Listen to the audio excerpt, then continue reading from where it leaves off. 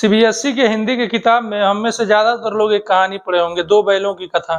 इन 2 बैलों की कथा इतना प्रसिद्ध है और ये दोनों बैलों में इतना प्यार था और प्रेम था कि ये दोनों बैल साथ में खाते थे और साथ में पीते थे, साथ में उठते थे और साथ में बैठते थे और साथ में ही सोते भी थे। आज जो मैं कहानी सुनाने जा रहा हूँ, ये कहानी कुछ ऐसा ही है जिसमें एक पंछी और एक व्यक्ति के बीच की दोस्ती की कहानी है और ये दोस्ती इतनी गहरी हो जाती है कि इसमें जो व्यक्ति है वो जहाँ भी जाता है उसके पीछे-पीछे ये पंछी भी चल पड़ता है। इस पंछी का नाम सारस है और जो व्यक्ति है उसका नाम आरिफ है।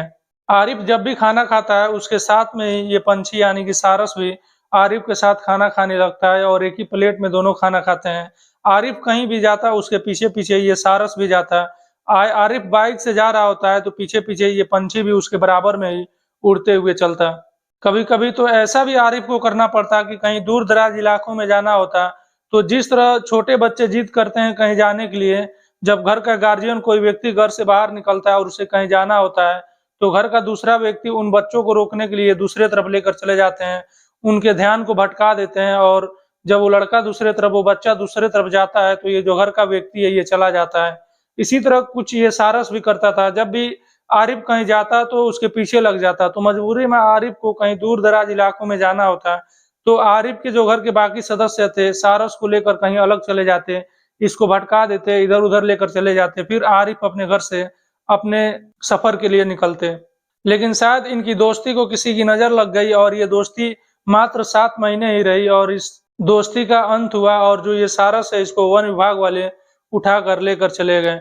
दोस्तों, पूरी कहानी क्या है, आइए मैं आपको इस कहानी के एपिसोड में विस्तार से बताता हूँ। नमस्कार, सलाम, सत श्री अकाल, मैं हूँ मुस्तफ़ा और आपका स्वागत है मेरे चैनल पर।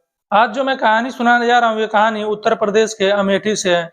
अमेठी में एक व्यक्ति रहता है जिसका नाम आरिफ है। आरिफ डेली की तरह एक रोज अपने खेत में जा रहे थे और अगस्त का महीना था 2022 का।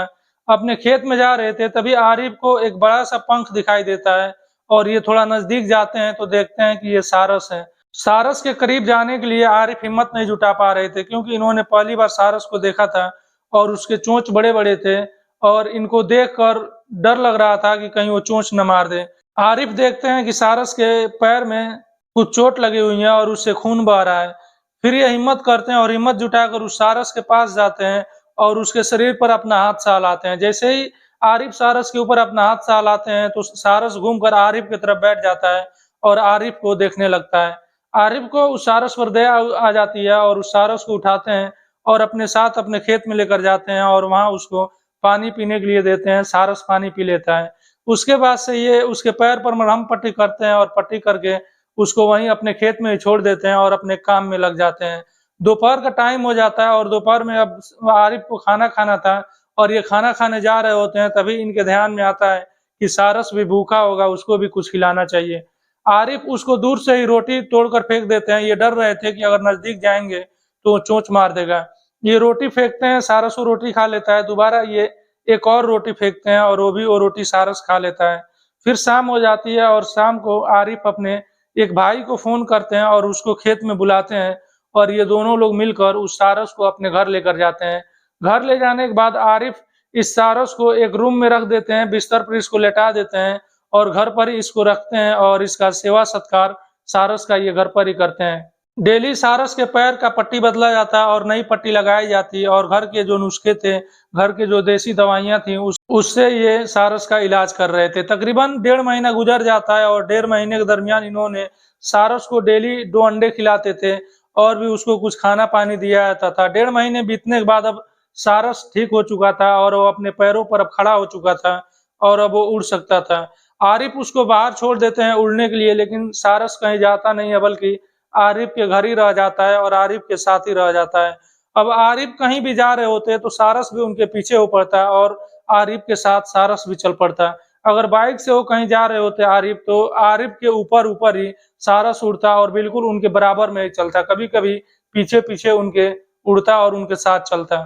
कभी-कभी तो आरिफ के साथ ऐसा भी होता था कि कहीं दूर जाना होता तो सारस को कहीं ले जाकर छुपा देना पड़ता था। घर वाले बाकी जो सदस्य थे वो इस सारस के भटका देते और फिर आरिफ अपने घर से निकलते और अपने मंजिल की तरफ बढ़ते। आरिफ का कहना था, मैं इस वजह से उसको दूर-दराज इलाकों में अपने साथ लेकर नहीं जाता क्योंकि वो मेरे साथ ही हमेशा रहता और मेरे बराबर में ही रहता था, तो डर था कि मैं हाईवे पर जाऊँगा या चौड़े सड़क पर मैं जाऊँगा, तो वहाँ पर बड़ी गाड़ियाँ आएँगी, ट्रक आएगा, तो सारस उस ट्रक से टकरा सकता है और इसके साथ एक एक्सीडेंट हो सकता है। इसी वजह से मैं सारस को अपने साथ दूर-दराज इलाकों में नहीं लेकर जाता। सारस और आरिफ की दोस्ती तकरीबन 7 महीने गुजर जाते हैं और 7 महीने के बाद यहाँ पर आरिफ के पास पूर्व मुख्यमंत्री अखिलेश यादव भी आते हैं आरिफ से मिलने के लिए और इनके दोस्ती को बधाइयाँ देने के लिए।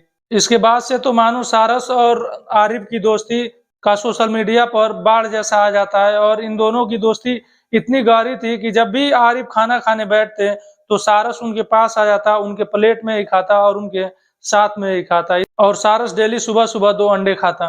7 महीने के बाद आरिफ के पास एक लखनऊ से नोटिस आता है और इस नोटिस में लिखा हुआ था कि आपके पास जो सारस है, उसको लेने के लिए कभी भी वन विभाग के लोग आ सकते हैं। जब ये लेटर आरिफ पढ़ते हैं तो उनकी आँखों से आँसू निकल जाते हैं। आरिफ का कहना था कि उन्होंने जब से ये लेटर पढ़ा है तब से उनको नींद नहीं आ रही थी कि जो अब मेरा दोस्त था, जो मेरे साथ रह रहा था, उसको अब वन विभाग वाले उठा ले जाएँगे। आरिफ का कहना था कि मैंने सारस को कैद नहीं किया था, मैंने उसको पाला नहीं था, मैंने उसको अपने घर पर बस इलाज किया था और इसी इलाज की वजह से मुझसे उसको इतना लगाव हो गया कि वो मुझे छोड़कर जाना ही नहीं चाहता था। मैं उसको शुरू में भेजना चाहा कि वो चला जाए लेकिन वो नहीं गया और मेरे घर ही रुक गया। इसमें मेरी कोई गलती नहीं है और मैंने उसको पाला नहीं है बल्कि वो मेरे घर रुका हुआ है। फिर अचानक 21 मार्च को वन विभाग के लोग आरिफ के घर पहुँचते हैं और सारस को ले जाने के लिए आ जाते हैं। उनके साथ एक गाड़ी आई हुई थी। सारस को उस गाड़ी पर बैठाया जाता है। जो आरिफ थे उन्होंने ही अपने हाथों से सारस को उठाते हैं और उस गाड़ी में डाल देते हैं। आरिफ का कहना था कि जब मैं सारस को उठा रहा था तो मेरे हाथ काँप रहे थे और मेरे आँखों से आँसू निकल रहे थे। आरिफ आगे एक इंटरव्यू में बताते हैं कि जब मैंने उसको गाड़ी में बैठा दिया तो उसके ऊपर से लाल रंग का एक तिरपाल डाल दिया गया ताकि वो मुझे देख न सके।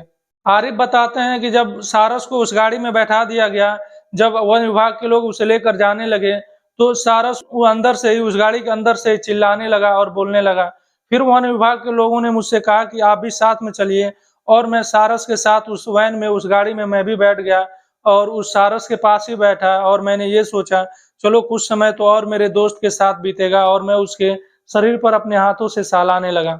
सारस को रायबरेली लेकर जाया जाता है और रायबरेली के पश्चिमी बिहार में लेकर पहुंचते हैं वन विभाग वाले। वहां ले जाने के बाद सारस को उस गाड़ी से नीचे उतारा जाता है और सारस को वन विभाग वाले पानी दे रहे होते हैं पीने के लिए, लेकिन सारस पानी नहीं पीता है और इधर-उधर वहां भटकने लगता है। वहीं आरिफ भी मौजूद थे।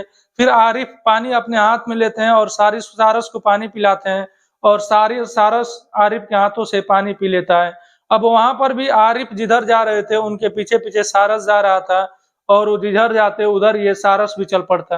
अब आरिफ अपने घर पर आ जाते हैं, वहीं सारस को छोड़कर पश्चिमी बिहार में सारस को छोड़ देते हैं और ये अपने घर आ जाते हैं और घर आने के बाद एक इंटरव्यू में ये बताते हैं कि जब सारस को वन विभाग वाले लेने के लिए आए हुए थे तो मेरे बच्चे कह रहे थे कि अब्बू मत जाने दीजिए, सारस को रोक लीजिए, लेकिन मैं जानता था कि मैं चाहे जितना भी रिक्वेस्ट कर लूं और चाहे जितना भी कुछ कर लूं लेकिन सारस को नहीं छोड़ा जाएगा और मुझे पहले से भी ये पता था कि एक न एक रोज सारस और मेरी दोस्ती टूटेगी और सारस को जरूर वन विभाग वाले लेकर जाएंगे। आरिफ इंटरव्यू में आगे बताते हैं कि जब मेरे हाथ में लेटर था और जब मैं लेटर पढ़ा तो मैं भागता हुआ वन विभाग के अधिकारियों के पास गया और उनसे मिला। उनसे जाकर मैंने बातें किया कि आप लोग मत ले जाइए सारस को, मेरे पास छोड़ दिए, लेकिन उन लोगों ने मेरी एक नहीं सुनी और सारस को वो लोग लेकर चले गए। सारस को पश्चिमी बिहार में लेकर जाने के बाद अगले 24 घंटे में ही सारस वहां से उड़ जाता है और वहां से उड़कर 12 किलोमीटर दूर चला जाता है। फिर वन विभाग वाले रेस्क्यू करते हैं और उस सारस को पकड़ते हैं और दोबारा उसको लेकर आया जाता है।